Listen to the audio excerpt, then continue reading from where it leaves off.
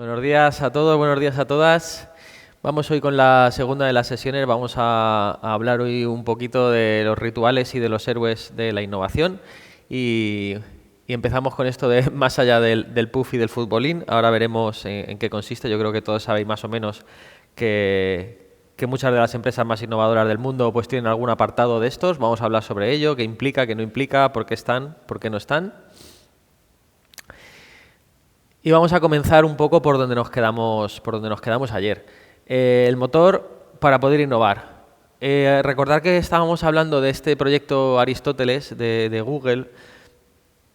La verdad es que Google tenemos la suerte y la desgracia de que exista, ¿no? Pero una de las cosas que tiene Google son muchos recursos y están muy centrados en datos, que es una de las cosas que también vimos para el tema de la innovación, anclarla a indicadores de rendimiento, que tenemos una de las sesiones la semana siguiente que habla precisamente de esos indicadores, de cómo encontrarlos y de cómo ir uniendo. Pues durante un tiempo estuvieron buscando en Google qué era lo más importante, cuáles eran los factores clave para los equipos de éxito. Porque claro, al final allí hay muchísima gente trabajando y detectaban que unos equipos de trabajo funcionaban mejor que otros equipos de trabajo. Como en todo momento lo que estamos hablando es de cómo fomentar la innovación, pues es necesario saber qué es lo que hace que esos equipos sean más potentes para poder centrarnos en la necesidad que salga de ahí, ¿no? Y lo que encontraron es que al principio cuando tú empiezas a analizar datos, si habéis trabajado con Big Data, con grandes cantidades de datos que tenéis que analizar, los primeros análisis suelen ser un poco superficiales y siempre salen patrones que piensas que pueden ser conclusivos, pero cuando navegas más profundamente, pues muchas de las veces no tienen nada que ver, ¿no? Por supuesto que todo influye, pero de lo que se trata es de intentar llegar a la raíz, ¿no? Entonces en Google, por ejemplo, lo que se encontraron en este proyecto es que al principio pensaban, ¿funcionarán mejor los equipos de personas jóvenes? ¿Funcionarán mejor los equipos de personas más mayores? ¿Funcionarán mejor los equipos que están juntos en una mesa, que están teletrabajando? Fueron mirando como los valores que tenían más claros, ¿no? Y después de analizar los datos no ofrecía ninguna conclusión que realmente fuese válida, ¿no? Al final, después de bastante tiempo, lo que encontraron es que la clave del éxito para estos equipos era la seguridad psicológica. Sin ella, sin esa seguridad psicológica, el sistema fallaba porque nadie se atrevía a ejecutar sin permiso del fundador. Bueno, esta es una de las cosas que ayer también salió y que hablábamos de las empresas cuando estamos pasando de ese empresa pequeña, startup, que tienes un negocio medianamente validado y lo que quieres es escalar. Durante ese escalado tienes que conseguir que los equipos funcionen sin ti. Tienes que conseguir que los equipos sean capaces de alcanzar los objetivos sin que estés tú como fundador encima de ellos todo el día, revisando absolutamente, haciendo micromanagement con todos ellos. Para eso, según este estudio, lo primero que tienes que darle a esos equipos es seguridad psicológica. Es decir, tienen que sentir que tienen la capacidad y el visto bueno para poder trabajar sin tener que contar contigo. Esto es algo que cuando estamos hablando, sobre todo de empresas familiares, que hablábamos un poco con Bernat ayer, es algo que cuesta mucho, porque significa delegar, significa tener claro que tú empiezas a salir de ciertos procesos, pero encontraron que sin eso, o sea, porque después aquí veis en este estudio, veis como más puntos, ¿no? Significado del trabajo, estructura y claridad, etcétera. Se dieron cuenta que lo demás estaba bien, pero estaba todo por debajo de esa seguridad psicológica para los trabajadores. O sea, sin eso, todo lo demás como que perdía sentido. Era lo prioritario. Escalar requiere seguridad para fallar.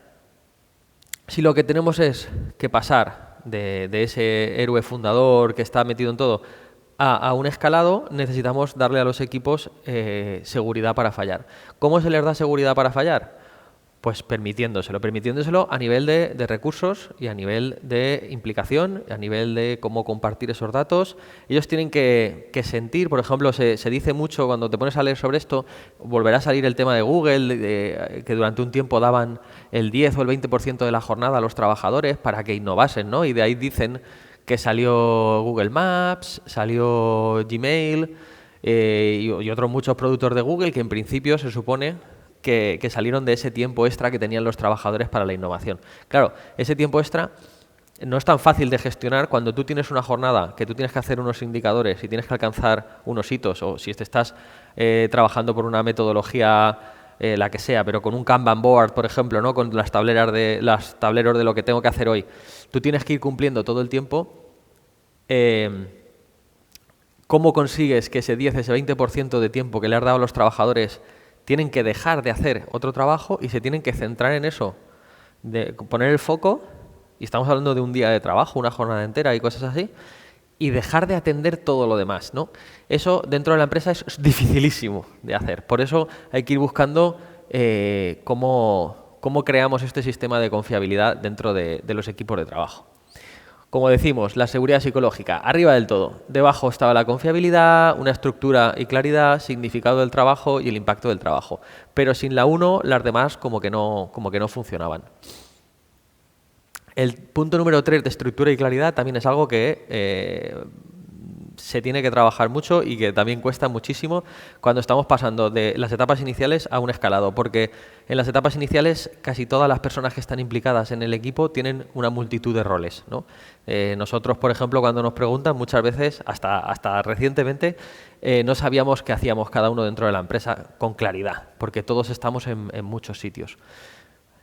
Es necesario ir dotando de estructura, asignando ciertos roles y ciertos objetivos a cada una de las personas del equipo para que cada uno sepa qué se espera de él. Porque como el trabajador no sepa claramente qué se está esperando de él, va a ser difícil que alcance los objetivos.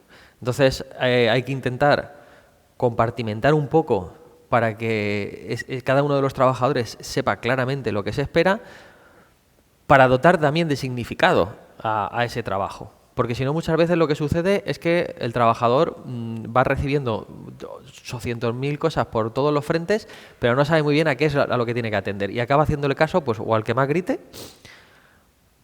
o al que más insistente sea, ¿no? Entonces, para evitar eso, pues es necesario aclarar el trabajo, que exista una estructura y, sobre todo, que confíes y que existe una seguridad psicológica, ¿no? De lo que estamos hablando es que los fundadores o las personas que están en los altos cargos en una startup o en una empresa pequeña que está buscando escalar, van a tener que ir cambiando un poco el rol que tienen actualmente. Vas a pasar de ser el ideador a ser el arquitecto, ¿no? Como líder ya no vas a ser tú el que ofrezca las soluciones a los problemas, sino que vas a ser el que diseñe el contexto para que otros sean capaces de encontrar esas soluciones. Es un cambio bastante radical, pero es donde os daréis cuenta que como fundadores sois los que más conocimiento tenéis del contexto y muchas veces las personas trabajadoras lo que más les falta es ese contexto.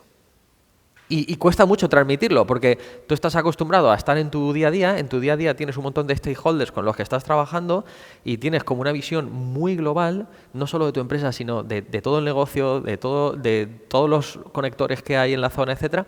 Pero luego cuando tu equipo se sienta a trabajar, suele tener una visión muchísimo más reducida de dónde está. Y apenas, si no has tenido una buena comunicación y una buena transparencia, pues muchas veces no ve más allá de los 4 muros con que tiene alrededor, ¿no?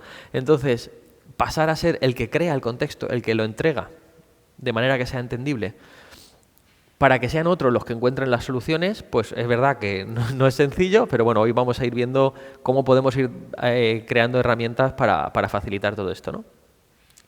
Vas a pasar a ser el protector del proceso, ¿no? Tu rol va a ser eliminar bloqueadores externos. Acordaros el lienzo que veíamos ayer, que cuando estábamos hablando de la cultura empresarial, en la parte de abajo aparecían los bloqueadores. Lo ideal es haber hecho ese lienzo previamente para saber cuáles son esos bloqueadores y coger cada uno de ellos e intentar atacarlo para, evidentemente, o eliminarlo o reducirlo lo máximo posible. Muchas veces eliminar por completo uno de estos bloqueadores va a ser tremendamente difícil, pero sí que vais a poder aligerar eso, ¿no? Vas a tener que proteger ese proceso de innovación para que las personas que pongas ahí, el equipo, bueno, luego vemos diferentes maneras, pero los recursos que destines a esa innovación tengan el camino lo más despejado posible para poder avanzar con la innovación.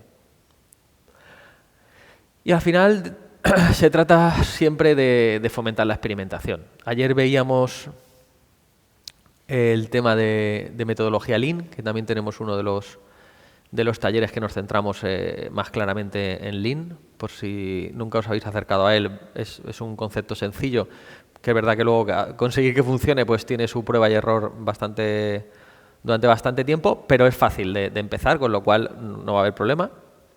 Y vas a ser el que fomente esa experimentación. Validar el aprendizaje sobre el éxito de KPI, de indicadores de rendimiento, de performance. Es decir, acabarás colocando sobre la mesa un contexto, acabarás dando unos recursos y esos recursos acabarán creando unos experimentos con unos indicadores que tú habrás puesto para que tu equipo sea capaz de ir consiguiéndolos y te demuestren que van en el camino correcto. Como hemos creado ese mapa de cultura empresarial, pues ese camino correcto de los experimentos, la idea es que vaya unido a toda esa cultura y que esté dentro de todo ese marco que es la cultura de trabajo. Y por último, el tema de delegar la autoridad, ¿no? Pues vas a transferir la toma de decisiones al nivel más bajo posible donde realmente resida la información. Aquí sí que suelo poner como ejemplo empresas que tienen unos fundadores ya de cierta edad, se encuentran con el dilema cuando tienen que crear redes sociales, por ejemplo, cuando dicen, hay que estar en las redes sociales, ¿no? Alguien le dice, hay que estar en redes sociales, porque ahora hay que estar. Que todo es debatible, ¿eh? Pero bueno, si nos pusiésemos, o sea, una de las cosas que hacemos cuando decimos hay que estar en redes sociales, bueno, volvemos a lo que decíamos. Hay que estar en redes sociales, vale, pues vamos a ponerle unos indicadores a estar en redes sociales, ¿de acuerdo? O sea, vamos a decir qué es lo que queremos conseguir, aparecer en Instagram, vale, pero ¿esto en qué se va a transformar? Que está bien, estar en Instagram, o sea, está maravilloso. Lo que no está tan bien es estar en Instagram por estar, porque al final vas a tener que asignar recursos a esto. Podríamos trabajar, aparecer en redes sociales como parte de la innovación de la empresa, por supuesto. Entonces, si lo transformamos en una de las innovaciones, pues cuando la persona que tenga que liderar esto diga, venga, vamos a aparecer en redes, vamos a empezar por Instagram. ¿Por qué? Pues yo qué sé, porque alguien me ha dicho que estar donde hay que estar. Habrá que asignarle unos indicadores de rendimiento. Entonces, si nos ponemos como muy pragmáticos, hay un indicador que aterriza claramente, ¿no? Y es que es el de los euros. Entonces, vale, seguramente alguien, si está el financiero, como tenemos hoy aquí, pues va a decir, estupendo, Instagram, perfecto, transfórmamelo a euros. Es decir, de alguna forma tú vas a hacer que haya un funnel, haya un embudo de conversión en que entra gente por aquí a Instagram, aparece gente que entra y vas a ir pasando por diferentes etapas hasta que en algún momento me lo transformes esto a euros. Insisto, no tenemos por qué trabajar solo euros, tenemos los otros retornos, el social y el ambiental, pero este como que aterriza mucho.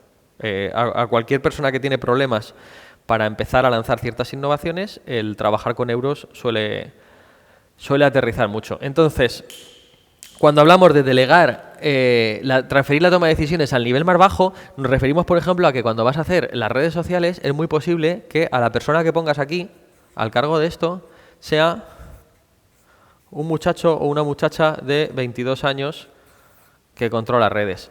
Al final, si esa es la persona ideal, porque tú no sabes y ni tienes por qué saber, y porque no hay nadie en el equipo que tenga más conocimiento que esta persona, pues le vas a tener que crear un entorno, le vamos a tener que crear un entorno seguro donde evitemos que vaya entrando esos bloqueadores y que esta persona, junto con los recursos que le asignes, no, es que no, habría que ver cuáles son, pero este equipo que tú has puesto a hacer redes sociales tiene que poder moverse lo más rápido posible, habiendo delegado en él la máxima poder de decisión dentro de lo que son redes sociales. Por supuesto, y claramente el tema de las redes sociales tiene que estar dentro de tu marco de trabajo, dentro de tu cultura empresarial. ¿Vale? Dentro de tu cultura empresarial va a tener que caber todo, por eso es tan importante este ejercicio que hicimos ayer, que muchas veces pues como que se pasa por alto, ¿no? Dentro estará la estrategia, dentro estará la táctica, dentro estará los experimentos, la innovación, estará todo ahí dentro, ¿no? ¿Por qué digo esto? Pues por ejemplo nos encontramos muchas veces con que se les propone llevar las redes sociales de una manera como muy canalla a una empresa que en absoluto tiene un tono canalla y en absoluto está de acuerdo ni conforme con el tono canalla. Pues si dentro del marco cultural de esa empresa no está el tema de un tono canalla, pues no es ese el tono. Habrá que encontrar el tono que encaje dentro de esta empresa, ¿de acuerdo? Un poquito de resumen de lo que vimos, pues hemos hecho un diagnóstico con ese mapeo de los comportamientos, que es el que hicimos ayer con el lienzo. Hemos identificado bloqueadores invisibles o claramente visibles, depende del análisis de cada una de las empresas. Vamos a tener que hacer un diseño, crear habilitadores y los post-mortem, que vemos hoy un poco, y luego nos vamos a poder permitir escalar. Hablemos del tema de los puffs y de las salas como esta. Todos habréis visto empresas, sobre todo tecnológicas, que tienen este tipo de salas. Son bastante más comunes de lo que muchas de las personas creen. Incluso aquí en la zona de Alicante también existen muchas empresas que tienen esto. Yo es verdad que en mis vidas anteriores estuve en tema de videojuegos y ahí es algo que se lleva bastante. Entonces realmente llegas a una empresa de videojuegos, tengo una en mente que estaba en el Campello, que realmente tenían una sala y tenían un tipo de perks de beneficios para los trabajadores. Por ejemplo, aquí tenían fisioterapeuta para los trabajadores. Entonces, ¿esto existe? ¿Esto es real? Sí, esto existe y esto es real. Tuve la suerte de durante un poco de tiempo compartir con Diego Ruiz carrera profesional. Él está de tester de Quality Assurance en Supercell, que es una de las empresas de videojuegos más potentes del planeta. Y él es de Elche, el muchacho. Estuvo trabajando previamente. ¿Lo conocéis por ahí? No, digo, igual lo conocéis. Sí, no me digas. Pues la verdad es que Diego, un máquina, estuvo en la empresa tecnológica que estuvimos viendo ayer un tiempo con él. Ya había trabajado previamente en Nintendo, dentro de una de las empresas externas que hacen tema también de QA.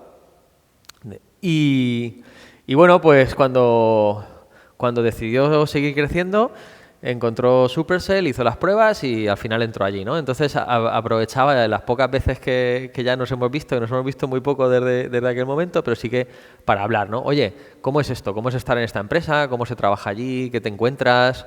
¿Realmente tenéis gimnasio y bar y tal y cual? Y estuvimos hablando sobre esto, ¿no? Porque allí la verdad es que tienen de todo. Y de hecho Supercell es una de las empresas, la sede está en Helsinki, y es una de las empresas que tiene reconocido que más cuida a sus trabajadores. Entonces, ¿tienen esa sala de ahí, por ejemplo? Pues sí, tienen esas escaleras, en Google, por ejemplo, es muy famoso los toboganes que bajan de la segunda planta a la primera y todo esto. Nosotros, por ejemplo, en la empresa tecnológica que os digo que estuve tantos años, también teníamos una sala con un ping-pong y tal. ¿Qué hay detrás de todo esto? Bueno, pues porque cuando lo pongo en las diapositivas, antes me estaba diciendo Ventura, dice, pero esto es que estás en contra. No, a ver, yo no es que esté en contra de esto, en absoluto, lo veo perfecto. Lo que sí que hay que ver es si realmente en tu marco de empresa, en tu cultura empresarial, esto encaja o esto no encaja. Entonces, lo que nos hemos encontrado es, haciendo consultorías de empresas, nos hemos encontrado estas salas con un futbolín, con un billar, con una tabla de tenis de mesa, con puff y tal, vacías. vacías todo el día, a todas las horas y en todo momento, ¿no? Claro, nos resulta curioso, ¿no? Porque es en plan, ostras, ¿nadie usa esto? ¿Por qué nadie usa esto? Bueno, pues muchas veces hay empresas que quieren colocar esto pues porque han visto que mola, que es moderno, pero no entra dentro de su cultura empresarial permitir que los trabajadores, dentro de su jornada laboral, en horas laborales, se echen un ping-pong. Yo no digo ni que esté bien ni que esté mal, o sea, yo lo veo perfecto, pero si no encaja en tu cultura empresarial, pues te vas a gastar el dinero en algo que no tiene sentido y además va a ser como un poco frustrante porque le estás como abriendo la puerta a tus personas trabajadores, a trabajadoras, a que ahí tienes unos recursos que luego no les vas a permitir usar, ¿no? Entonces, volvemos al lienzo de ayer. Mira a ver que en tu cultura empresarial encaje. Si en tu cultura empresarial encaja, desde luego, esta es una maravillosa manera de fomentar la creatividad, la innovación, de hacer que los equipos trabajen mejor juntos, que esto es uno de los puntos cruciales que Diego, por ejemplo, comentaba mucho. Él nos decía en las entrevistas que tuvo, al final, para poder llegar hasta donde llegó, una de las últimas entrevistas que hizo, que yo creo que hizo 6 o 7, para poder entrar aquí. Una de las últimas era con el equipo con el que ibas a trabajar. Básicamente te tomabas allí una Coca-Cola con ellos. Y el equipo evaluaba si pensaban que ibas a poder encajar allí o no. O sea, hasta ese punto es importante. Entonces, ¿qué conseguimos con este tipo de salas, un poco de fomento? Pues que realmente la cultura empresarial pues fluya, ¿no? Y que los trabajadores entre ellos se conozcan y puedan interactuar más allá del trabajo diario, de tengo tareas y las voy asignando, etcétera. Entonces, todo esto está perfecto y encima se entiende mucho mejor con la siguiente diapositiva que vamos a ver. Ingresos de Supercell en 2025, 2.650 millones de euros. Y número de empleados, pues según me ha dicho la inteligencia artificial, 890 a nivel global finalizarán el año 2025. Ingresos por empleado, 2,9 millones anuales. Vale. Si tú tienes una empresa que cada uno de tus trabajadores es capaz de generar unos ingresos de 2,9 millones anuales, se entiende que lo quieras cuidar a este trabajador. Se entiende que lo quieras cuidar bastante, además. Porque cada una de estas... O sea, tú estás pagando, a día de hoy, en 2026... lo que más costoso sabéis todos que es a la hora de meterte en el mundo empresarial es el tema de las personas, contratar a la gente correcta. Estás pagando por neuronas, te estás pagando porque esas neuronas estén funcionando para ti. Si cada uno de estos compañeros de esta empresa genera 2,9 millones, pues tú quieres que esas neuronas y que esas personas, desde un punto de vista un poco ya egoísta de empresario, ¿no? Quieres que esa persona trabaje lo mejor posible, fluya lo mejor posible y tenga las menores barreras posibles. Entonces, dentro de la cultura empresarial, ellos vieron que uno de los bloqueadores es el tema del trabajar en equipo, conocerse mejor y tener una mejor relación personal, porque eso mejora la productividad del empleado. Pues vamos a poner pubs y vamos a poner billares o vamos a poner lo que sea necesario, ¿no? Pero claro, daros cuenta, 2,9 millones. Es que es muchísimo. De hecho, es una de las empresas que tiene un ratio pues, más alto, porque estamos hablando de unos ingresos bestiales, 2.650 millones de euros, y estamos hablando de que cada empleado genera muchísimo dinero. Yo también los cuidaría, y tú también los cuidarías, y todos los cuidaríamos, porque es que te está generando una cantidad de ingresos enorme, ¿no? Entonces, al final, es un win-win para todos. O sea, el trabajador está estupendo y la empresa está estupenda. Entonces, yo, es verdad que hablaba con él y dice que allí hay un ambiente de trabajo muy bueno, que se trabaja muy bien, que evidentemente trabajan muchísimo, o sea, a nivel de indicadores y de tener que avanzar, pues tiene unos indicadores agresivos, pero es un muy buen sitio para trabajar, según me contaba él. La verdad es que hace muchos años ya que no hablo con él, pero hoy he entrado a revisar y sigue estando allí, o sea que mal no estará, porque sigue trabajando allí. Lleva creo que 12 años o una cosa así. Vamos a hablar un poco del cementerio de ideas. ¿Por qué? Pues porque con todo lo que hemos visto, ahora entramos al tema de la innovación. Y antes de empezar a crear nuevas innovaciones y de ir desbloqueando los siguientes hitos, vamos a intentar pensar ideas innovadoras en cualquiera de los puntos que han acabado en un cementerio. Entonces, voy a empezar yo diciendo cosas que he hecho en la vida que han llegado a estar en cementerio, ¿no? Mira, en 2008, junto a un informático cercano que tenía, un amigo informático, creamos amigoinvisibleweb.com. Dijimos, hay que hacer el amigo invisible, y hacer el amigo invisible en el 2008 era complicado, y se podía hacer con una página web, con una programación súper sencilla, y dijimos, lo lanzamos. No, tardamos muy poquito, lanzamos la página. En aquel momento la posicionamos nosotros a pulmón con técnicas de posicionamiento súper básico, que a día de hoy ya no funcionan, claro, porque el mundo del 2008 no es el del 26. Pero en aquel momento llegamos a estar el primero en Google y generábamos beneficios por publicidad, cosa que hoy en día también pues, es bastante difícil. Pero bueno, en aquel momento se podía. Esto estuvo funcionando, nos fue bastante bien, nos dio un extra de dinero durante bastante tiempo, pero conforme iban pasando los años, los ingresos por publi, ya no aquí, mundialmente, pues iban descendiendo, ¿no? Llegó un punto, no recuerdo exactamente el año, pero unos años después, llegó un punto en que lo que generaban no daba ni para pagar el servidor. Entonces, bueno, cerramos. Luego también, con un par de locos más, intentamos crear un juego online que se llamaba Evenor y estuvimos, yo qué sé, año y medio. Era otra época porque nosotros nos cogíamos el ordenador de sobremesa, porque no teníamos portátiles, lo metíamos al coche y nos íbamos a la casa de un colega de los socios de estos que estaba en Valencia y nos pasábamos a lo mejor todo el fin de semana, viernes, sábado y domingo, programando el videojuego. No lo llegamos ni a lanzar porque fuimos tan increíblemente ambiciosos que estábamos haciendo algo que requería un equipo enorme. Pero bueno, nosotros estábamos ahí con nuestro juego, haciendo el diseño, la programación, hicimos la página web, conseguimos los primeros usuarios, o sea, captación de leads iniciales, pero no lo llegamos a lanzar.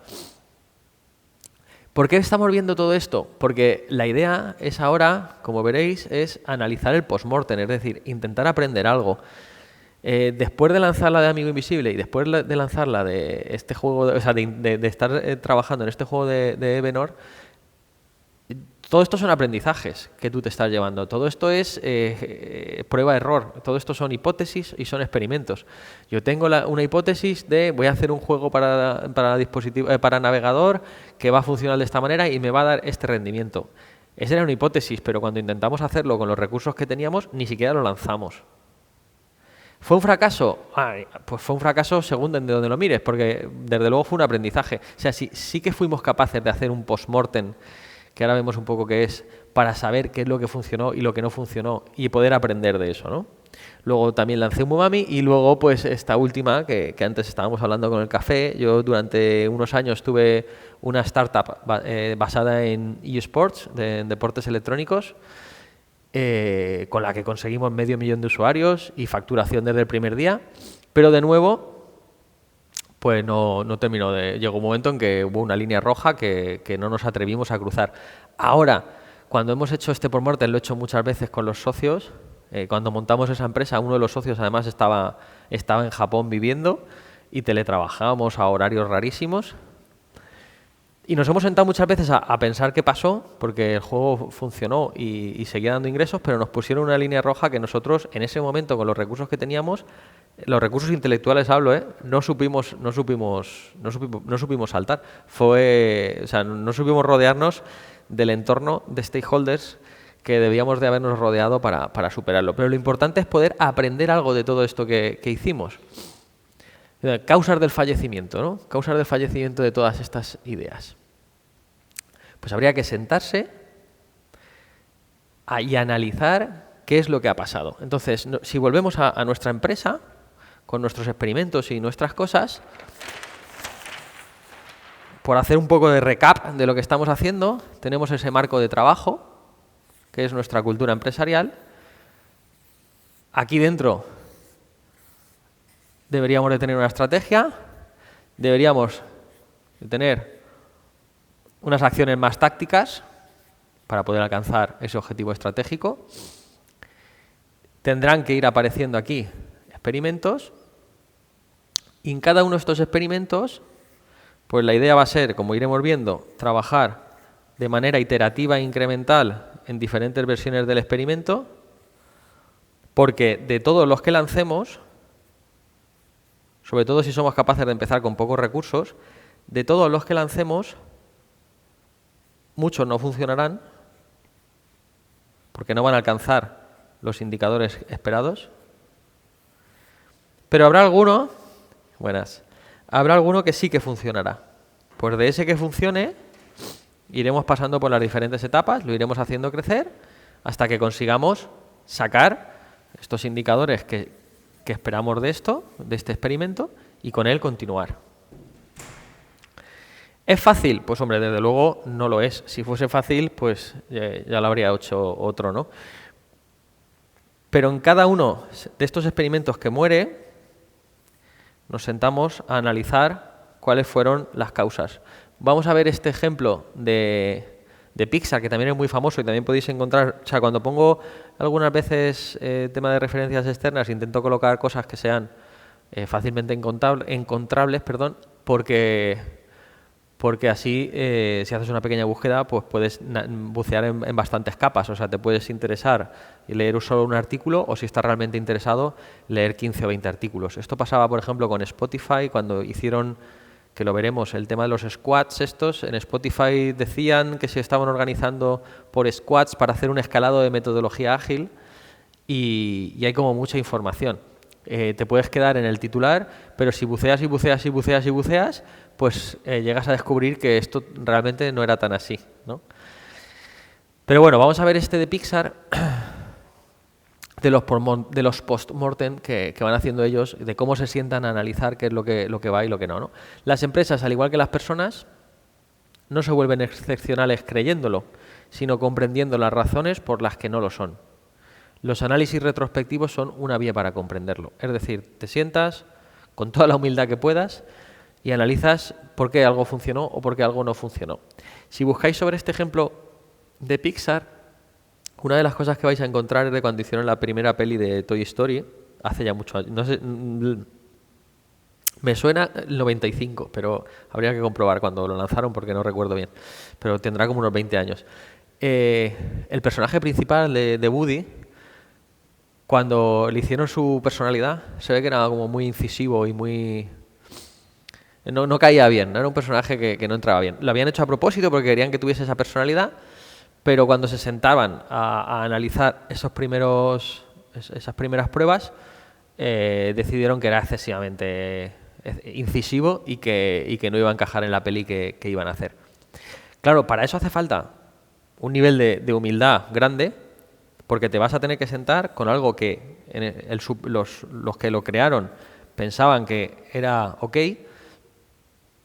pero cuando vas haciendo las primeras pruebas vas recibiendo feedback y vas viendo qué es lo que funciona y qué es lo que no funciona. Y sobre eso, pues pivotas. Pivotar, que es un término que también sale mucho, viene del baloncesto. Yo era malísimo, pero durante un tiempo jugaba baloncesto.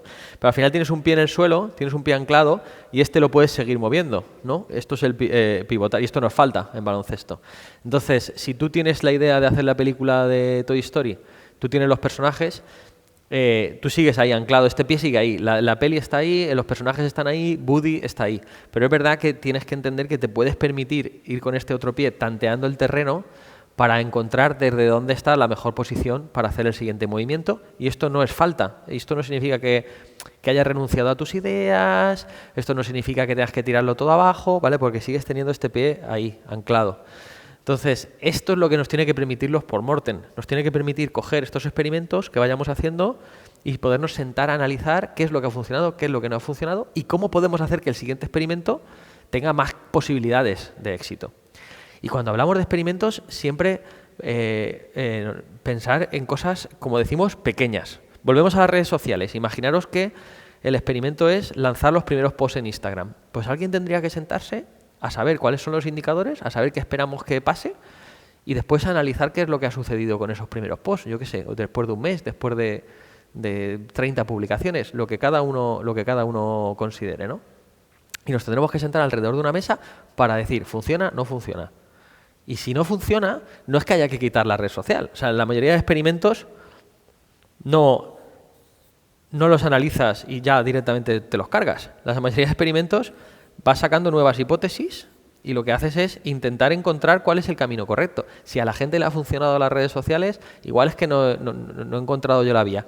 Si tú decides seguir invirtiendo recursos ahí, pues irás buscando nuevas vías para que ese experimento pues funcione o no funcione. Irás pivotando. En videojuegos se hacía, por ejemplo, el A/B testing, ¿no? Que pues lanzas a unos usuarios, o sea, por poner, acordaos de Facebook, que se hizo famoso por esto, ¿no? Facebook probaba las cosas, los experimentos los hacía de manera masiva, ¿no? Y prueba un botón verde y prueba un botón azul. Y analiza usuarios. Y si el botón verde lo ha pulsado un 12% más de personas, pues se queda con el botón verde, ¿no? Esto es verdad que en pequeña empresa no tenemos normalmente esa capacidad, estamos todavía en el proceso de escalado, entonces los experimentos pues habrá que enfocarlos de manera que seamos capaces de medir, ¿no? ¿Qué es lo que vendría ahora? A ver, más o menos... Vale. ¿Qué es lo que vendría ahora? Bueno, pues tendríamos que hacer este taller de diseño de rituales, ¿no?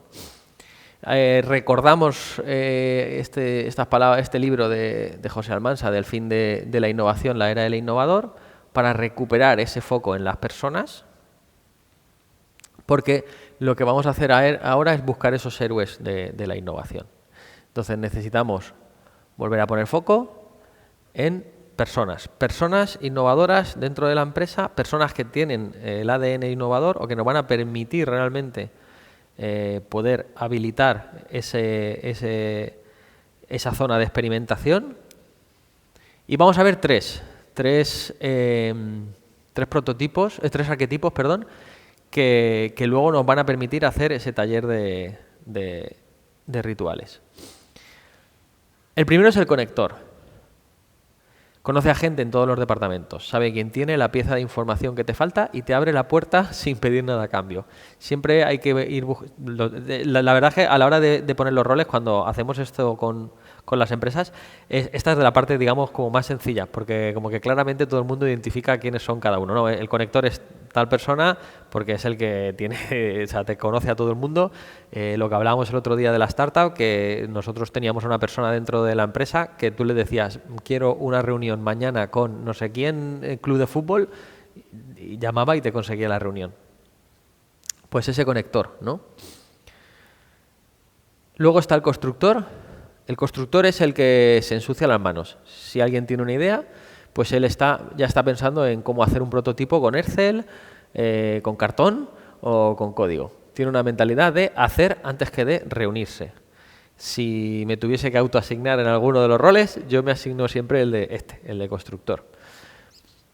A mí lo que más me gusta y donde más me siento desarrollado es precisamente en esa parte de la construcción. A mí me llegas con la idea e intento ponerla en marcha con un prototipo lo más rápido posible. Luego a ver si nos da tiempo en esta o en siguientes sesiones, y abrimos, por ejemplo, con Google AI Studio, el de inteligencia artificial, y hacemos un par de prototipos para que veáis un poco la velocidad a la que se pueden lanzar hoy cosas, que es absolutamente tremendo. El constructor tiene mentalidad de hacer. Siempre que tengamos que lanzar un experimento, vamos a necesitar a alguien con esa capacidad de lanzar cosas. Con poca información, navegando en la ambigüedad, siempre dentro de este marco de referencia que tenemos, por favor. Siempre con la tranquilidad y la seguridad que nos ha dado, eso que hemos visto antes, esa zona segura que nos ha creado nuestro fundador o promotor de la innovación, donde no nos permiten que entren agentes externos para estar tranquilos. Es decir, si me vas a decir que tengo un día a la semana, ese día a la semana bloquéame todo el mundo, me pongas reuniones y no estoy, ¿no? Me dejas ahí para innovar. Y luego pues ese protector que va a actuar como escudo ante las burocracias para que los héroes no se quemen. Es decir, va a hacer falta una persona que, para que yo lance, por ejemplo, y esto es caso real, ¿no? Para que yo pueda lanzar un nuevo sistema, una nueva... Nosotros tenemos una inteligencia artificial con con un convenio, o sea, bueno, con un acuerdo de colaboración con 1MillionBot, tenemos una IA que hace planner de negocio, Business Model Canvas, sobre todo centrado en esos Business Model Canvas iniciales, porque a la gente le cuesta mucho enfrentarse al lienzo en blanco.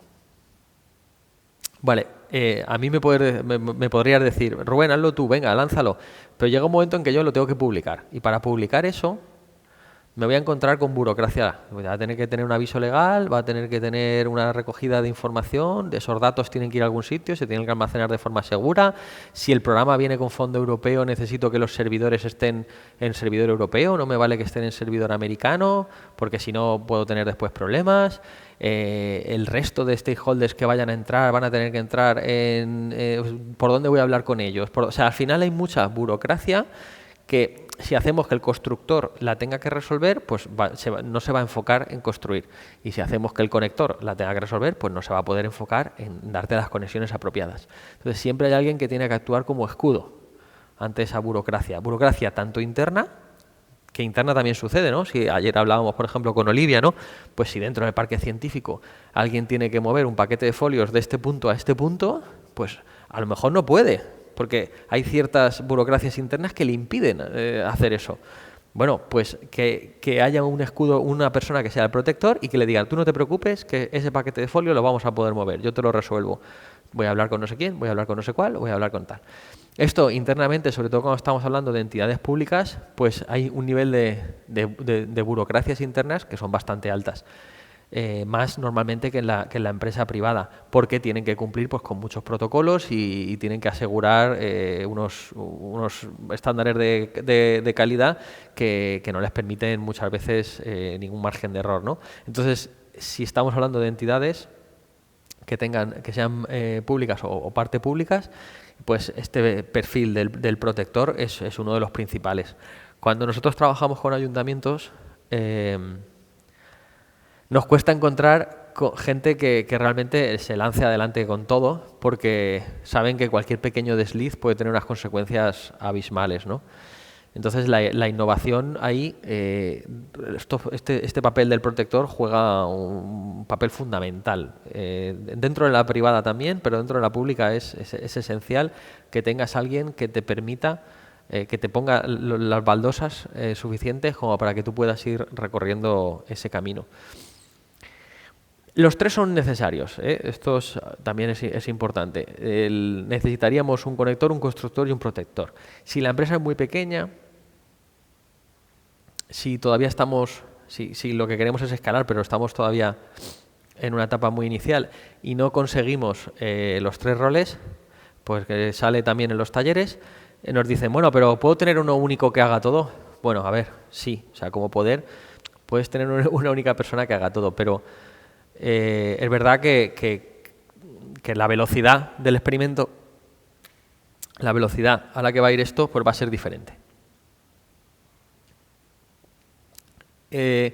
Yo estoy ahora con un experimento dentro de Genion, por ejemplo, que estoy haciendo un poco de las tres cosas, de conector, de constructor y de protector.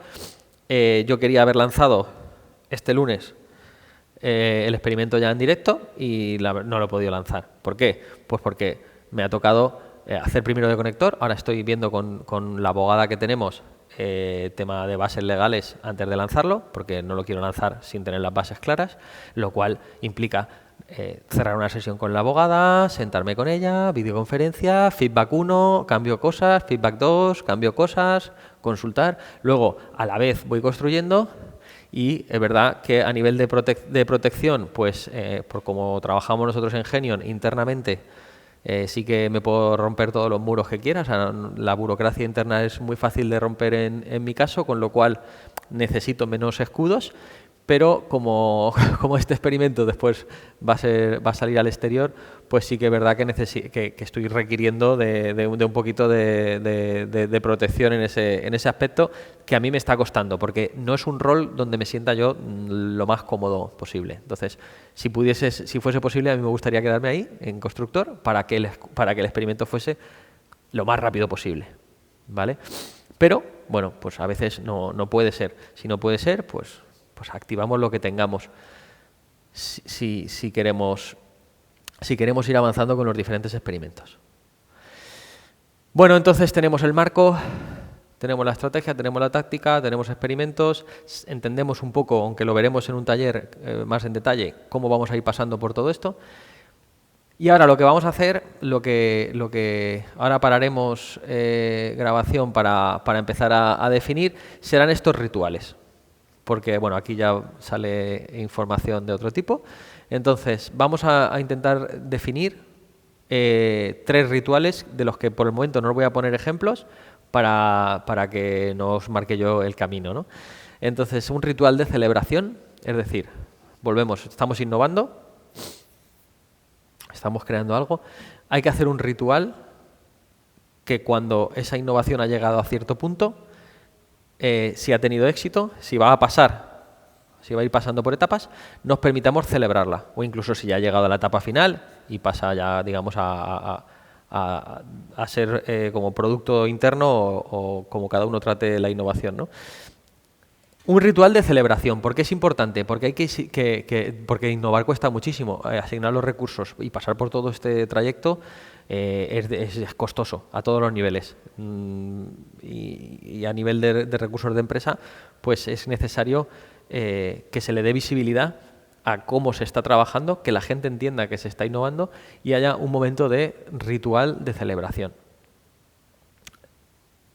No hace falta, es que no os quiero dar excesivas pistas porque si no, ya te digo que guío demasiado, pero no hace falta una cosa loca de celebración, o sea, no hace falta irnos fuera a 10 personas de viaje por el norte de Europa, tal, o sea, puede ser una celebración muy de andar por casa, pero sí permitirnos celebrar los éxitos, porque se nos olvida mucho en las empresas ir celebrando los pequeños éxitos.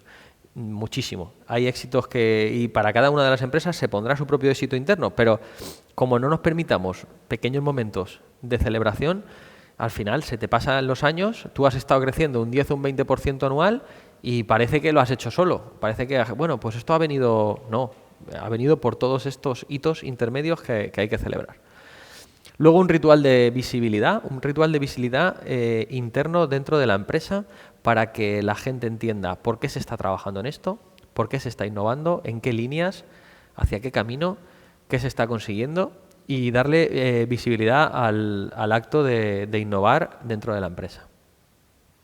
De nuevo, dar visibilidad implica sobre todo un reconocimiento interno a todos esos recursos que se están poniendo ahí. Es gente, muchas veces, los que tienen que innovar dentro de las empresas, que a todos nos gusta pensar que vamos a lanzar 10 innovaciones y van a funcionar 9, pero lo más seguro es que de 10 innovaciones te funcione 1 o 2. Esto es como las startups. No tengo ahora el dato exacto, pero si buscamos por ahí, pues el índice de startups que puede seguir andando más allá de los 18 o 24 primeros meses es bajito. Estamos hablando a lo mejor de un 20% o una cosa así.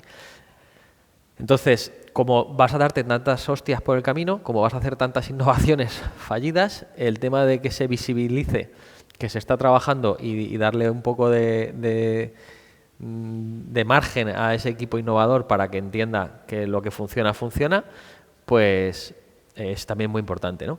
Y luego, el último de los rituales que tendremos que intentar diseñar es el de desbloqueo. ¿Qué pasa dentro de la empresa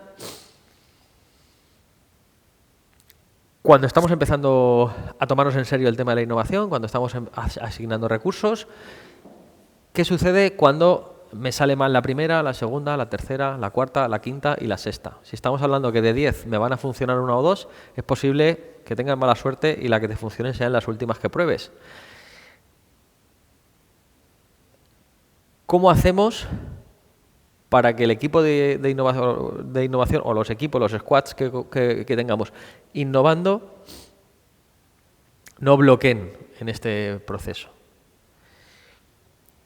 ¿Cómo conseguimos que salgan de ese estado o incluso que refresquen un poco la línea de actuación porque a lo mejor no se está acertando?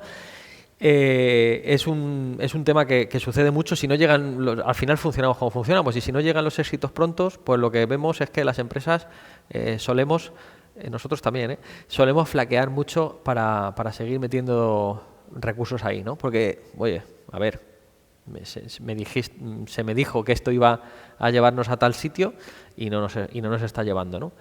Por eso hay que hacer ese ritual de desbloqueo. Acordaros siempre, por favor, que hay que empezar a innovar en pequeño.